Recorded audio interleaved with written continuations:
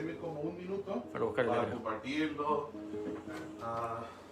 Voy a practicar por mientras. Y también y así yo puedo poner la letra del Ya. himno. ¿Te parece? Sí, voy a aprovechar de compartirlo por Instagram. Lo hice hoy de la mañana. Sí, eso fue genial. Quería hacer lo que hacen de Swipe Up, pero eso es para cuentas con 10.000 seguidores. Así que vamos a estar retomando en unos minutos más.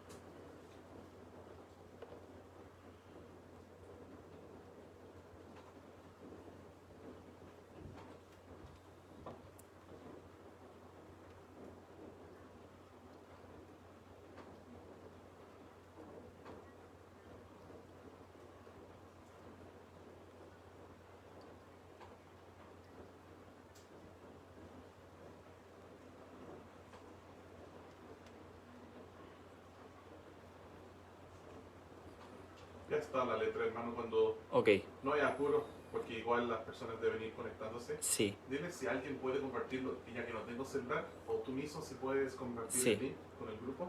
Bueno, si algún hermano puede compartir, yo lo voy a compartir, pero si alguien me gana, por favor, compartirlo a alguno de los hermanos en el grupo de WhatsApp de la iglesia, por favor.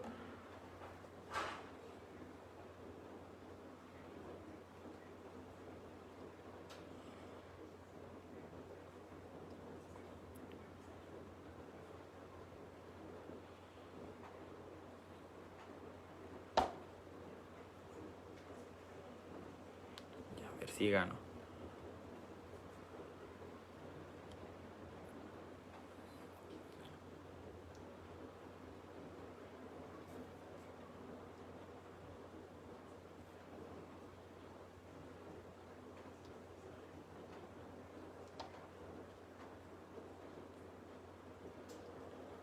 Ahí está el link en el grupo.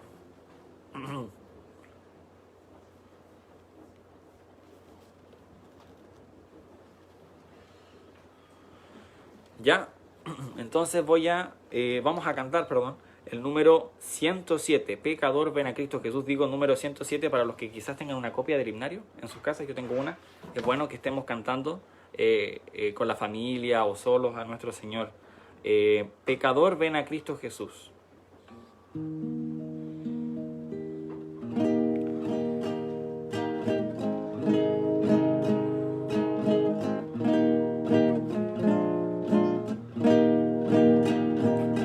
Pecador, ven a Cristo Jesús, y feliz para siempre serás, que si tú le quisieres tener, al divino Señor hallarás. Ven a Él, que te espera tu buen Salvador. Ven a Él, que te espera tu buen Salvador. Si cual hijo que necio pecó,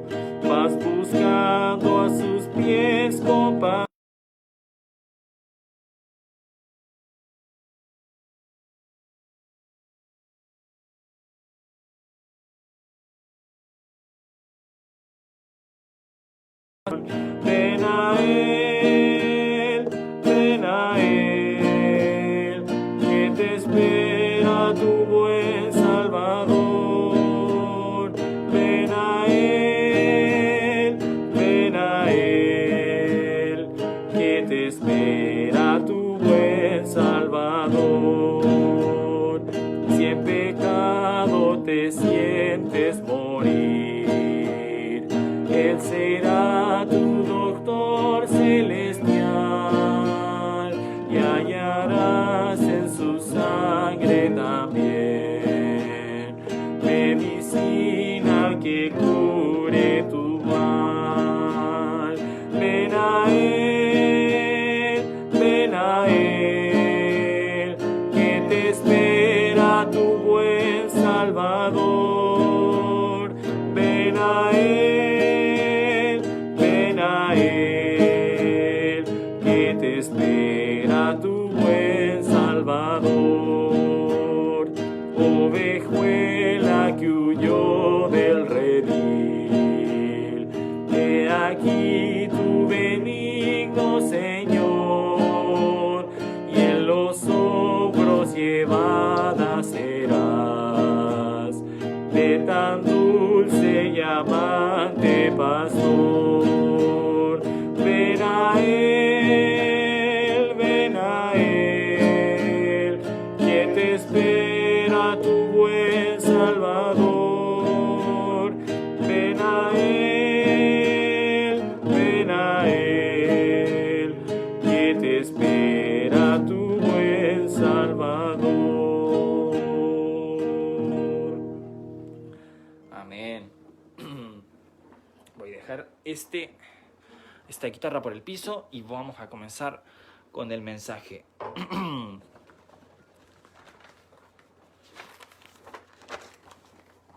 Los invito a que tomen una Biblia, tomen la palabra de Dios y busquen en sus Biblias el libro de Números. Vamos a estar en Números 21, se pueden buscar Números 21. Números 21. Y vamos a estar viendo en el versículo 4 hasta el versículo 9. Números 21, desde el versículo 4 hasta el versículo 9. Y los que tienen títulos en sus Biblias ya van a estar dándose cuenta de lo que vamos a estar viendo el día de hoy. Números 21, versículo 4. Vamos a leer desde el 4 al versículo 9. Dice: Después partieron del monte de Or, camino del Mar Rojo, para rodear la tierra de Edom, y se desanimó el pueblo por el camino. Y habló el pueblo contra Dios y contra Moisés: ¿Por qué nos hiciste subir de Egipto para que muramos en este desierto? Pues no hay pan ni agua, y nuestra alma tiene fastidio de este pan tan liviano. Y Jehová envió entre el pueblo serpientes ardientes, que mordían al pueblo, y murió mucho pueblo de Israel. Entonces el pueblo vino a Moisés y dijo: Hemos pecado por haber hablado contra Jehová y contra ti. Ruega a Jehová que quite de nosotros estas serpientes. Y Moisés oró por el pueblo. Y Jehová dijo a Moisés: Hazte una serpiente ardiente y ponla sobre un asta, y cualquiera que fuere mordido y mirare a ella, vivirá. Y Moisés hizo una serpiente de bronce y la puso sobre un asta, y cuando alguna serpiente mordía a alguno, miraba a la serpiente de bronce y vivía. Vamos a orar. Padre, muchas gracias porque podemos seguir siempre aprendiendo de su palabra, Señor, porque usted ha preservado su palabra y la podemos tener hasta los días de hoy intacta, sin mancha, y podemos aprender de ella, Señor. Le damos gracias porque Jesús, su Hijo, vino a la tierra, Señor, y murió por cada uno de nosotros. Y si uno cree en ese acto y se arrepiente de sus pecados, uno puede ser salvo, Señor. Damos gracias por eso, y por eso le pido que me utilice, Señor, para poder predicar este mensaje, para poder hacer llegar el Evangelio a cuantas personas pueda, Señor. Porque hay mucha necesidad en Coyhaique y en el mundo de predicar el Evangelio, Señor. Ayúdeme a usar las palabras correctas en este mensaje, Señor, a predicar solo lo que su palabra nos dice y a ser un buen mensajero de lo que la Biblia nos quiere enseñar, Señor. Que este mensaje sea de edificación para las personas que estén escuchando, Señor. Y si hay alguien que está escuchando que no no ha podido escuchar el Evangelio y que pueda prestar atención a este mensaje, porque este mensaje puede cambiar el destino eterno que tiene esa persona, Señor. Damos gracias por todo y oramos todo esto en el nombre de nuestro Señor Jesús. Amén. Entonces, el día de hoy vamos a estar viendo lo que es el mensaje del Evangelio. Vamos a estar viendo qué es el Evangelio. Y probablemente muchos hermanos lo conozcan, pero es importante tener claro, saber qué es el Evangelio. Primero, porque es la base. Si una persona no entiende el Evangelio, no puede ser salva, porque tiene que creer. ¿Cómo va a creer en algo que no entiende? Y segundo, nosotros como cristianos tenemos nuestra gran comisión, que es predicar el Evangelio a toda criatura. Nos dice, id por todo el mundo y predicad el Evangelio. Entonces tenemos que entender de qué estamos hablando para poder predicar el Evangelio. Y lo vamos a ver a través de esta historia. Entonces vamos al versículo 4, dice, después partieron del monte de Or, camino del Mar Rojo, para rodear la tierra de Edom, y se desanimó el pueblo por el camino. Entonces vemos de que el pueblo de Israel, esto fue ya después del Mar Rojo. Yo creo que muchos de aquí conocen la historia de Moisés. Nosotros antes de que estuviéramos en fase 2, en fase 3, estábamos teniendo clase de niños después de mucho tiempo. Pudimos arreglar la sala con el distanciamiento social, compramos un alcohol gel y los niños con mascarilla fueron a sus clases y tuvimos clase de niños. Y fue muy buena la instancia, tuvimos como más o menos 6 o 7 clases y estuvimos viendo sobre Moisés. Y es un libro que cuenta historias de Moisés y es un libro que ayuda al profesor a enseñar historias de la Biblia para que los niños sean más didácticas o más simples para ellos. Y estuvimos enseñando desde que Moisés era pequeño, desde que era un bebé, toda su historia de cómo Dios los salva, llegamos hasta cuando ellos cruzan el Mar Rojo. Esa es como el clímax de la historia de Israel, de cómo estaban entre el Mar Rojo y por atrás venían los egipcios, pero Dios abre el Mar Rojo y ellos pueden caminar, dice la Biblia, por tierra seca.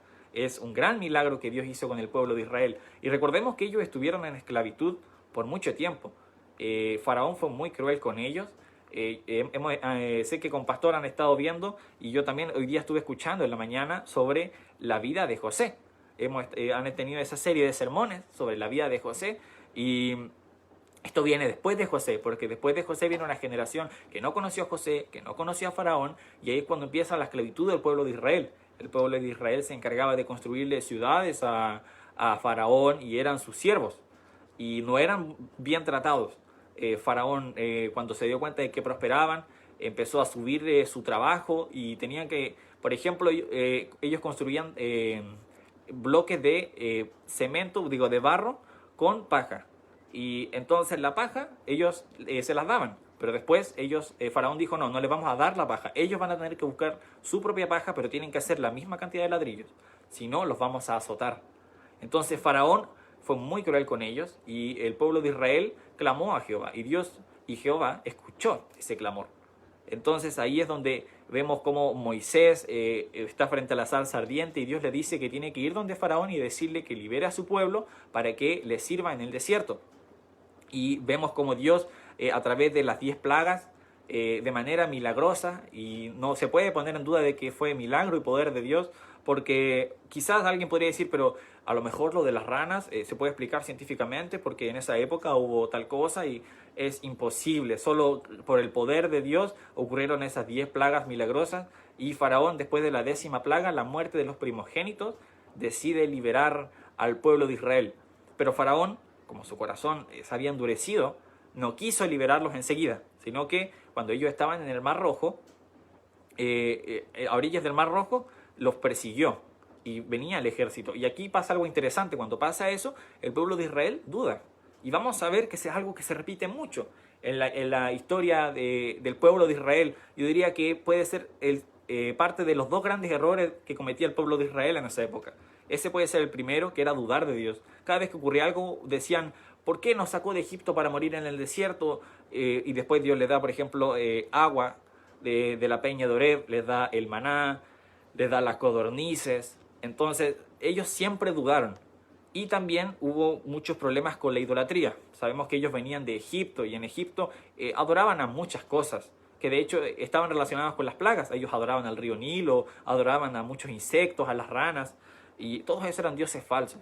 Y Dios había mostrado con su poder que esos dioses eran falsos, eran animales o cosas, y que Él era el único Dios verdadero. Entonces vemos de que aquí nuevamente Israel cae en el problema de dudar de Dios. Y dice en el versículo 5, y habló el pueblo contra Dios y contra Moisés. ¿Por qué nos hiciste subir de Egipto para que muramos en este desierto? Pues no hay pan ni agua, y nuestra alma tiene fastidio de este pan tan liviano. Y la verdad es que yo no sé cómo, yo no he estado bajo el contexto de estar caminando en un desierto por mucho tiempo, día y noche, pero con las cosas que Dios ha hecho por ellos, yo no lo entiendo. Tendría que estar caminando con ellos para entender por qué reaccionaron así, pero no justifica, porque ellos tuvieron una columna de nube que los guiaba de día. Imagínense, una columna de nube que se movía con ellos, y de fuego durante la noche que los acompañaba. También Dios proveyó de maná, y la Biblia nos dice de que eran 600.000 hombres adultos. Eso quiere decir de que quizás con mujeres y niños, había leído en un texto de que podían ser hasta 2 millones. Entonces, cuando Dios dice que proveyó maná y proveyó codornices, hay que imaginarse esa magnitud de personas y cuánto Dios proveyó. O sea, una provisión milagrosa. Pero acá el pueblo estaba dudando de nuevo. Y es por eso de que el pueblo, que muchas veces Jehová se refiere a ese pueblo como pueblo de dura cerviz, quiere decir testarudo, terco. En el versículo 6 dice, y Jehová envió entre el pueblo serpientes ardientes que mordían al pueblo, y murió mucho pueblo de Israel. Entonces el pueblo vino a Moisés y dijo, hemos pecado por haber hablado contra Jehová y contra ti. Ruega a Jehová que quite de nosotros estas serpientes. Y Moisés oró por el pueblo. Y Jehová dijo a Moisés, hazte una serpiente ardiente y ponla sobre un asta, y cualquiera que fuere mordido y mirare a ella, vivirá. Y Moisés hizo una serpiente de bronce y la puso sobre un asta. Y cuando alguna serpiente mordía a alguno, miraba a la serpiente de bronce y vivía. Esto es muy, muy similar a lo que pasó con Cristo. Y Jesús lo menciona en Juan, si me pueden acompañar al libro de Juan, Juan 3, versículo 14. Aquí lo voy a leer, lo tengo en mis apuntes, dice, y como Moisés levantó la serpiente en el desierto, así es necesario que el Hijo del Hombre sea levantado, para que todo aquel que en él cree no se pierda, mas tenga vida eterna. Entonces, nosotros en Instituto Bíblico, por ejemplo, hemos estado estudiando el Antiguo Testamento y muchas veces habla sobre tipos de, por ejemplo, esta cosa simboliza a Cristo o simboliza tal aspecto de Cristo. Y son opiniones que probablemente el autor tiene, no simplemente las tiró al azar, sino que están basadas a lo mejor en algún versículo bíblico o en algún contexto histórico de la época. Pero a mí me encanta cuando podemos encontrar cómo Jesús o la Biblia misma nos dice esto representa tal cosa. Por ejemplo, de que Jesús es nuestra Pascua. O en este caso, de que como la serpiente fue levantada en el desierto, así tenía que ser levantado Jesús. Y habría sido maravilloso poder estar escuchando a Jesús decir eso, enseñándonos de la propia Biblia cuando nos habla sobre Él. Pero ahora vamos a estar viendo esta historia de la serpiente de bronce y las similitudes que tiene con el Evangelio y cómo, qué es el Evangelio. Vamos a estar viendo algo fundamental para entender todo el tema del Evangelio, que es el pecado. Y esto se puede comparar con el desagradecimiento y de que el pueblo de Israel habló en contra de Dios. Y como había dicho, es algo que hicieron muchas veces y es un error común. Y sabemos que Dios nos aborrece el pecado. Dios no se complace con la maldad. En Salmos 5:4, lo voy a leer, dice, porque tú no eres un Dios que se complace en la maldad. Los insensatos no estarán delante de tus ojos. Aborreces a todos los que hacen iniquidad. Y Dios no está de acuerdo con el pecado. Dios no puede permitir el pecado. Dios es santo, es apartado de esas cosas. Y su santidad es un aspecto muy importante. Por eso en la Biblia muchas veces se refiere a Él como santo, santo, santo. Y es muy común escuchar a la gente decir, no, Dios es amor, Dios es amor. Es cierto, hay un versículo en 1 de Juan 4 que nos dice que Dios es amor, pero la Biblia también nos dice que es santo y Él no puede permitir pecado. Y vemos que el pueblo de Israel cayó muchas veces en esto. De hecho, podemos verlo también, si pueden buscar en sus Biblias el libro de Salmos. El libro de Salmos, capítulo 78, versículo 8. Dice, Salmo 78, 8. Y no sean como sus padres, generación contumaz y rebelde, generación que no dispuso su corazón, ni fue fiel para con Dios su espíritu. Entonces vemos de que ocupa la palabra contumaz, rebelde, que una vez y otra vez cometía el mismo error, de que seguía con esos mismos errores, por ejemplo, la idolatría. Y es triste escuchar y leer, por ejemplo, de que el pueblo de Israel después empezó a adorar a esta misma serpiente de bronce que iba a simbolizar a Cristo, pero adoraban a esa serpiente de bronce y le habían puesto un nombre, y por eso el rey Ezequías tuvo que destruir esa serpiente. Eso está en Segunda de Reyes 18, por si alguien después lo quisiera leer en sus lecturas devocionales. El pueblo de Israel caía muchas veces en esos errores. Vamos al versículo 12 también de Salmo 78. Dice: delante de sus padres hizo maravillas, en la tierra de Egipto, en el campo de Zoán. Dividió el mar y los hizo pasar. Detuvo las aguas como en un montón. Les guió de día con nube y toda la noche con resplandor de fuego. Hendió las peñas en el desierto y les dio a beber como en grandes abismos, pues sacó de la peña corrientes e hizo descender grandes aguas como ríos. Pero aún volvieron a pecar contra él, rebelándose contra el Altísimo en el desierto. Entonces vemos de que ellos constantemente pecaron y cometieron y quebrantaron la voluntad de Dios. Rompieron la ley de Dios y ellos dudaron de él. Aún con todos los milagros que Dios hizo y que uno podría darse cuenta a simple vista de que eran obra de Dios. Porque Dios dijo que quería liberar le dijo a Moisés: dile a Faraón que libere a mi pueblo para que vaya al desierto y me sirva. Pero él no solo lo dijo, él obró, hizo milagros. Y entonces cuando uno llega al desierto y uno dice: bueno, llegué al desierto después de todos los milagros de Dios, no creo que nos haya liberado para morir acá, porque hizo milagros para eso. Y él también proveyó por el pueblo. Pero aún así ellos pecaron contra él, y es muy triste. Y cuando uno lee esto, tampoco hay que sentirse superior a Israel, porque nosotros también hemos defraudado a Dios, nosotros también hemos pecado. La Biblia nos dice en Santiago de que si alguno quebranta un mandamiento de la ley, se hace quebrantador de toda la ley. Nosotros hemos quebrantado la ley de Dios. Cuando nosotros salimos a evangelizar, muchas veces hablamos sobre los 10 mandamientos con la gente. Le decimos: ¿conoce los 10 mandamientos? Y mucha gente dice así. Una vez estuvimos hablando con un niño y el pastor le dijo: ¿conoce los 10 mandamientos? Dijo: sí, mi abuela me habla de ellos. Y entonces le dijo: tú has, porque le preguntó si era pecador, y él dijo: no, no creo. Pero después le dijo: ¿tú has mentido? Y ahí dijo: sí.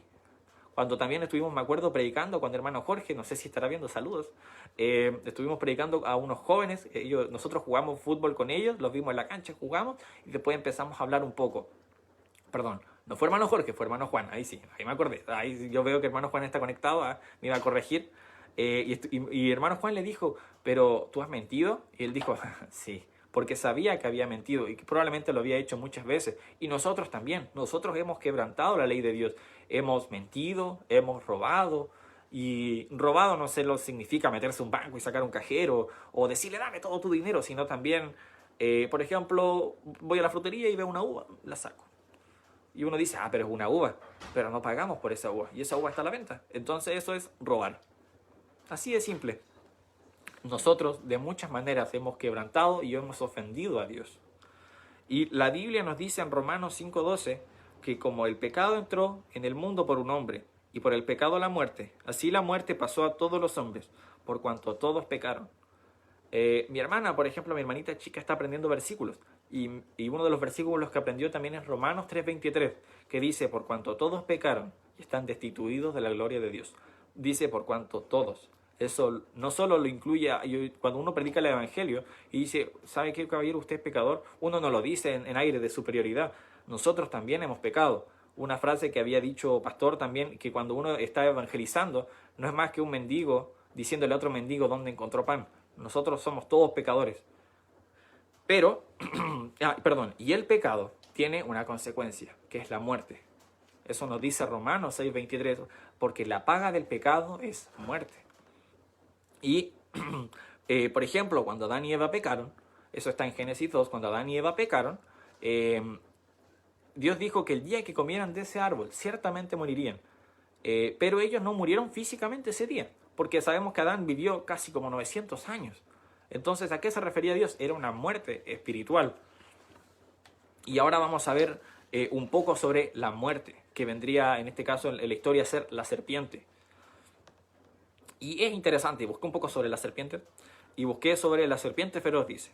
La serpiente feroz es la serpiente más venenosa del mundo. Tiene el veneno suficiente para matar un promedio de 100 hombres adultos. ¿Qué significa? Que si yo tengo su veneno y lo reparto, y lo reparto en la cantidad necesaria para matar a un hombre, me alcanza para 100. Así que es mucho. O en equivalente a ratones, ya que comen ratones, dice 250.000 ratones. Para que se imaginen la cantidad de ratones, en la región de Aysén somos 100.000 personas. Así que son 2 regiones de Aysén y media. Habita, dice, en algunas zonas de Australia, menos mal no habita acá. Y su veneno neurotóxico, dice, mata a una persona en menos de 45 minutos. Eso quiere decir de que si usted estuviera a 1 hora de la ciudad y lo pica esa serpiente, no alcanza a llegar. Es muy, muy peligroso. Y el pecado, al igual que el veneno de esta serpiente, nos trae una muerte inevitable, una muerte espiritual. La Biblia nos dice en Apocalipsis 20:15, y el que no se halló inscrito en el libro de la vida fue lanzado al lago de fuego. Entonces, aquí ya nadie se puede eximir de esto. Todos pecamos, yo he pecado, usted ha pecado, todos nosotros pecamos y merecemos la muerte. Eso es una parte importante. Quizás cuando nosotros evangelizamos decimos, Jesús te ama, ¿quieres aceptar a Jesús? Y como que la gente entendiera, bueno, voy a aceptar este regalo. Quizás lo necesite, no sé. No, la verdad es que la gente necesita del evangelio. Y una parte importante es entender que somos pecadores, que nosotros no merecemos el cielo y que merecemos el infierno. Y entonces ahí es cuando Dios entra y Él tiene un plan.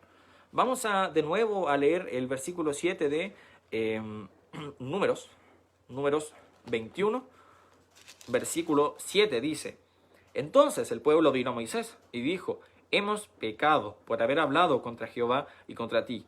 Ruega a Jehová que quite de nosotros estas serpientes. Y Moisés oró por el pueblo. ¿Qué vemos aquí? El arrepentimiento. Ellos se arrepintieron. Se dieron cuenta de que habían pecado. Fueron humildes y dijeron: hemos pecado contra Jehová. Se arrepintieron y le pidieron a Jehová que los perdonara, que sacara a esa serpiente que estaba matando al pueblo de Israel. Entonces, ese es un paso muy importante, el arrepentimiento, el entender que nosotros no merecemos el infierno y nos arrepentimos de las cosas malas, de haber ofendido a Dios. Vamos al libro de Lucas 24:46. Dice: Y les dijo: Así está escrito y así fue necesario, que el Cristo padeciese y resucitase de los muertos al tercer día, y que se predicase en su nombre el arrepentimiento y el perdón de pecados en todas las naciones, comenzando desde Jerusalén. Y es realmente maravilloso escuchar el evangelio del mismo Jesús, que Jesús mismo nos diga de que era necesario que Él muriera y que resucitase el tercer día. Y nos dice de que se predicase el arrepentimiento, porque es importante estar arrepentidos de nuestros pecados. Entonces ellos se arrepintieron. Y entonces, ¿qué ocurrió? Dios dio la solución. La solución es la serpiente de bronce en el asta. O en este caso, Jesús. Que Jesús fuera crucificado. Voy a leer una definición que es del pastor Roland Garlick, del Evangelio. Dice: hace unos 2000 años, Cristo fue clavado en una cruz. Dios, por un milagro, tomó su pecado y lo puso en el cuerpo de Cristo, y Él murió por nosotros. Cristo pagó con su sangre por nuestros pecados. Fue enterrado y resucitó al tercer día. Esto es el Evangelio, la muerte, sepultura y resurrección de Jesús. Y al igual que está en el libro de Números, Dios se compadeció de nosotros. Dios se ha compadecido de nosotros. Ese versículo famoso, Juan 3:16, dice: porque de tal manera amó Dios al mundo. Dios ama al mundo. El mundo le ha ofendido, pero aún así Dios fue capaz de dar a su Hijo para morir por nosotros. Y nos ha ofrecido la salvación a través del Evangelio. Otro versículo que nos habla de eso, Romanos 10:9, dice que si confesares con tu boca que Jesús es el Señor y creyeres en tu corazón que Dios le levantó de los muertos, serás salvo. Entonces, la salvación es solo creyendo en Jesús y no tiene mérito nuestro. No podemos salvarnos por nuestras obras, como algunas religiones o algunas personas quieren enseñar. Tito 3:5 nos dice: no por obra de justicia que nosotros hubiéramos hecho, nos salvó por su gracia. No podemos salvarnos nosotros. El bautismo tampoco. Por ejemplo, recuerdo cuando estuvimos haciendo discipulados con el hermano Roberto, que quizás no esté viendo, yo creo que sí. Saludos, Roberto, si estás viendo. Y estuvimos viendo sobre el bautismo. Y lo primero que vimos es de que no es por salvación, no es para salvarnos, se hace después de ser salvo. Entonces, es una buena acción, sí. Jesús se bautizó porque era una buena acción, pero no nos limpia los pecados. De hecho, si se ponen a pensarlo, si el bautismo es para lavar los pecados, ¿por qué se bautizó Jesús si él no cometió pecado? El bautismo es simplemente un acto de obediencia y un acto de identificarnos con la iglesia de Cristo. Entonces, ¿qué debo hacer para ser salvo? ¿Qué debo hacer? Simplemente arrepentirse de nuestro pecado y creer en Jesús como nuestro único Salvador. Creer en el Evangelio, que es la muerte, sepultura y resurrección. Y creer en serio, no decir, bueno, probablemente Jesús existió. No, Jesús existió. Yo no tengo ninguna duda de eso, de que Jesús existió, vino a la tierra, murió y resucitó. Y qué esperanzador ese mensaje. Y una vez uno es salvo, ¿qué debe hacer? Como había dicho, el bautizarnos. El eunuco le pregunta a Felipe en Hechos 8, que primero le pregunta sobre lo que estaba leyendo. Y él no entiende. Y entonces ahí Felipe aprovecha para predicarle el Evangelio de Cristo. Y entonces el eunuco ve agua y le dice, aquí hay agua, ¿qué impide que yo sea bautizado? Y Felipe le dice, si crees, bien puedes. Si crees de corazón, bien puedes. Entonces, ¿qué dice el eunuco? Creo que Jesucristo es el Hijo de Dios. Él creyó y entonces se bautizó. Y así que yo le pregunto a los oyentes, ¿qué está esperando? ¿Usted creyó ya en Jesús? ¿Quiere morir por la serpiente, por el veneno de la serpiente? ¿O va a decidir a mirar la serpiente en el asta como hacían en el pueblo de Israel? ¿O ahora creer en Jesús, en el Evangelio? Y si usted ya ha creído en el Evangelio, ya es salvo, amén, gloria a Dios. Pero va a quedarse sin obedecer o va a bautizarse, va a empezar a formar parte de una iglesia y a servir y va a empezar a compartir este mensaje o se va a quedar al regalo para usted. La idea es que compartamos este mensaje. Jesús nos ordena ir a predicar el Evangelio a toda criatura. Vamos a orar. Padre, muchas gracias porque usted nos ha dado el mensaje del Evangelio, Señor. Damos gracias porque es un mensaje que nos ofrece vida eterna, Señor. Damos gracias porque su Hijo vino hace 2000 años a este mundo y murió por nosotros, Señor. No mereciéndolo nosotros, Él murió y dio su vida. Y damos gracias por esa acción y que nosotros creyendo en eso podemos ser salvos, Señor. Damos gracias porque gracias a la sangre de Jesús podemos ser lavados de todo pecado, Señor.